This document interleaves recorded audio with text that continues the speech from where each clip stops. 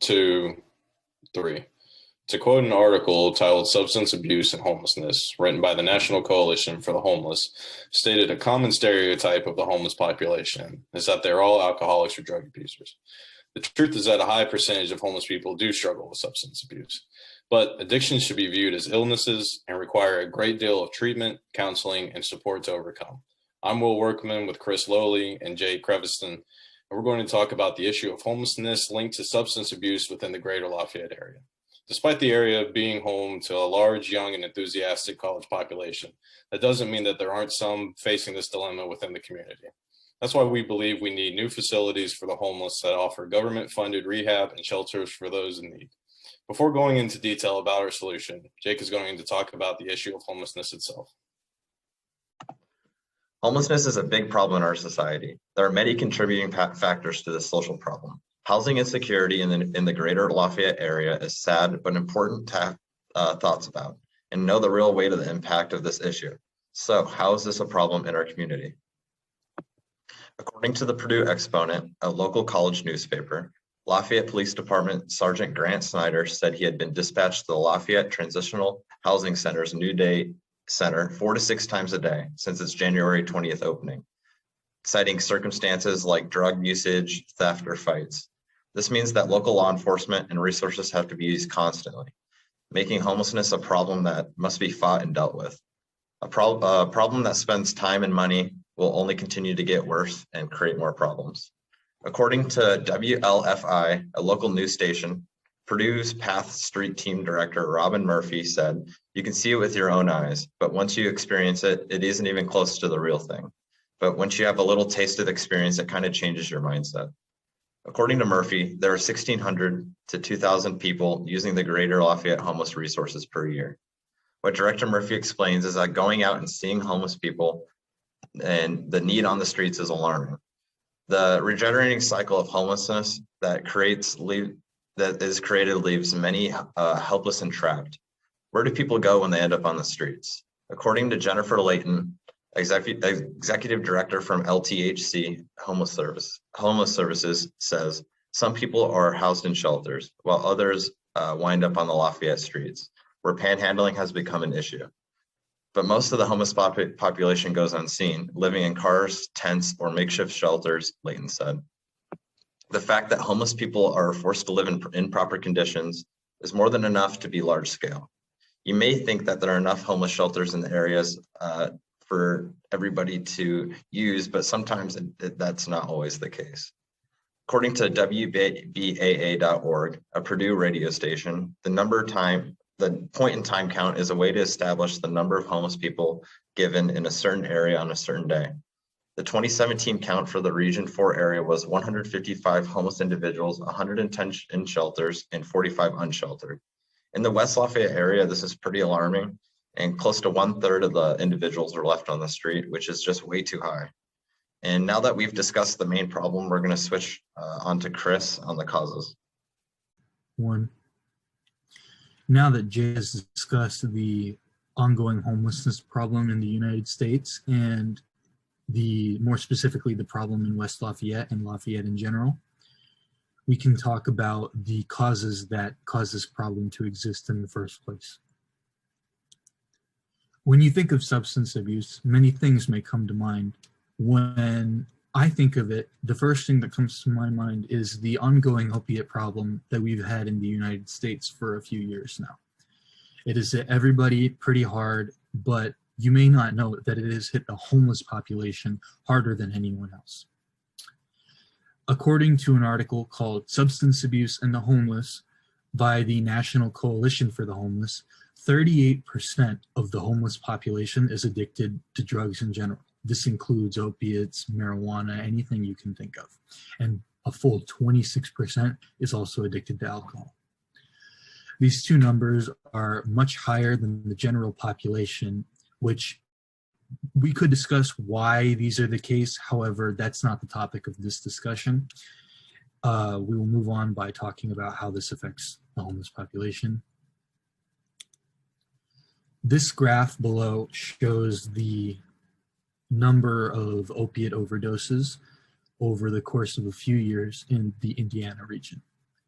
Now, this graph came from the National Institute for Drug Abuse and shows us that there has been a sharp increase in the number of opiate overdoses over time, which points to a sharp increase in the drug abuse levels over time, peaking out currently at 2017.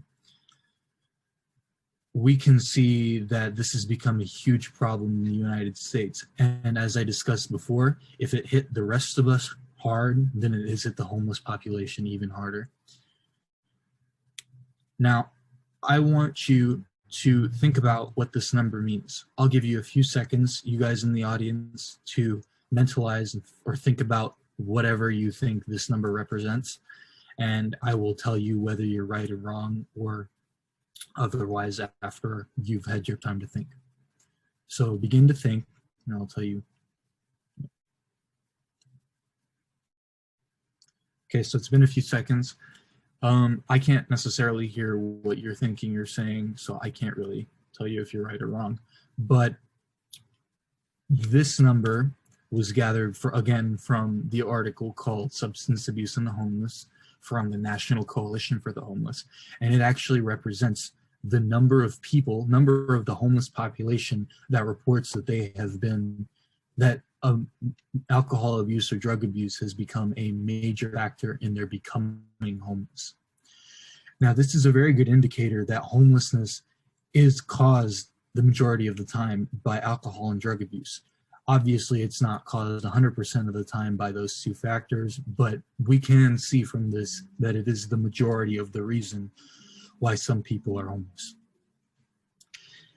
Now that we've discussed the cause of the problem, we can talk about the solutions that we can take and the steps that we can take to helping improve our section of the country, that is West Lafayette and Lafayette, by passing it on to Will Workman, who will discuss this. 3. So now that Jake and Chris have talked about the issue of homelessness and how substance abuse has been linked to it, let's talk about what we can actually do to help. So we would like to persuade state legislature to pass new bills that would help create new government-funded homeless facilities that also offered rehab and long-term residencies for those within those programs. Maddie Caprone, in March of this year, of the News Tribune, reported that the state of Washington has nearly 23,000 homeless people. That number means that they have one of the highest homeless populations in the entire country. But that also means that they have some of the most progressive and effective systems to help combat it. That's why we're looking to them as a model for this exact solution. In 2020, Washington State lawmakers passed bills that would create government-funded addiction treatment programs for the homeless instead of having to rely on public and local funded facilities. I believe these government-funded programs can be incredibly helpful here in the area. Private rehab facilities can cost up to $1,500 a month, and that's a huge issue as to why homeless people don't get treatment to begin with. At those type of prices, they're never able to receive the help that they desperately need. And experts agree that these types of resources are here to make a huge impact. Johnny Oda, a chemical dependency counselor for the homelessness, stated in 2021 that there's a real lack of treatment and of low-cost, clean, and sober housing. Such a huge issue for homeless people that face substance abuse is that even if some do get treated, they don't have a safe and clean environment to return to. Many of them go back to who they were with, go back to the family they were with while using drugs, while using alcohol. And this results in an increase in relapses and for the worst case scenario, puts some right back out on the streets. That's why I think these new state-funded facilities can be so effective. After these new bills were passed, millions of dollars were allocated to help create 15 new transitional living facilities that offered free rehab. Kim Justice, the executive director of the Office of Homeless Youth, said in 2021 that these new facilities are going to make a big difference in people's lives and the stability of their lives. That's why I would love to see bills like this get passed and help bring facilities and programs like that to the area. So I implore each and every one of you to reach out to your local and state government and implore them to act now and help those in need. 2, 1. In conclusion, we can see that drug and alcohol abuse are two major factors that have been driving the homelessness problem in the United States and in Lafayette in general. As we can see by Will Workman's testimony, a major solution to this problem could be that we implement a state or government-funded rehab facility around somewhere in Lafayette that would make it affordable and attainable for the homeless population to get help with their addiction. We have seen that this this solution has worked well in places like Seattle and other parts of the world. Therefore, we do have reasonable proof that this solution will work out well for us. Now, finally, our call to action would be that you guys can go out and show any congressman or any senator or anybody this presentation, and they can actually help to put this bill into law or create this legislature. Now, our works cited is shown below.